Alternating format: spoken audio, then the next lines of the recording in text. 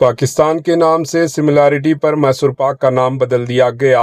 जम्मू कश्मीर के पहलगाम हमले और ऑपरेशन सिंदूर के बाद भारत भर में पाकिस्तान के खिलाफ शदीद गम और गुस्से की लहर पाई जाती है। इस गुस्से का असर अब जबान और नामों पर भी दिखाई दे रहा है। सोशल मीडिया पर एक तस्वीर खूब वायरल हो रही है जिसमें मैसूर पाक जैसी मशहूर मिठाई का नाम बदलकर मैसूर श्री रख दिया गया। इस तब्दीली ने अवामी तवज्जो हासिल कर ली और बहस का मौजू बन गई।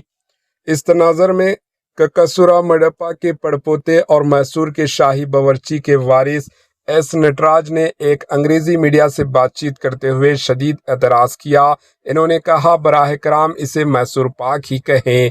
यह हमारे आबो अजदाद की दी हुई एक विरासत है जिसका कोई मुतबादिल दूसरा नाम नहीं हो सकता।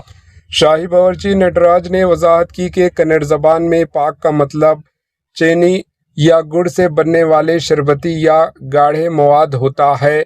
चूँकि ये मिठाई सबसे पहले मैसूर में तैयार की गई, इसलिए इसे मैसूर पाक कहा गया। इन्होंने जोर देकर कहा कि इसका नाम बदलना गैर ज़रूरी है और इसमें पाकिस्तान से कोई ताल्लुक़ जोड़ना गलत फहमी पर मबनी है।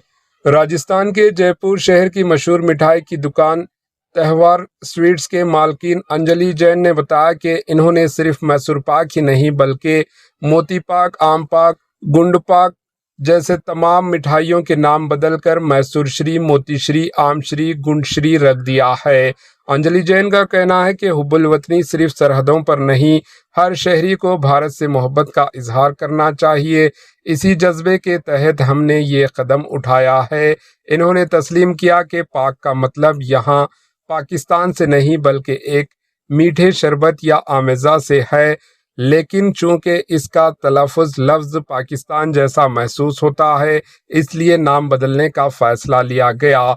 इनका कहना है कि इन्होंने श्री लफ्ज़ को इन्होंने शगुन और खुशी की अलामत के तौर पर अपनाया।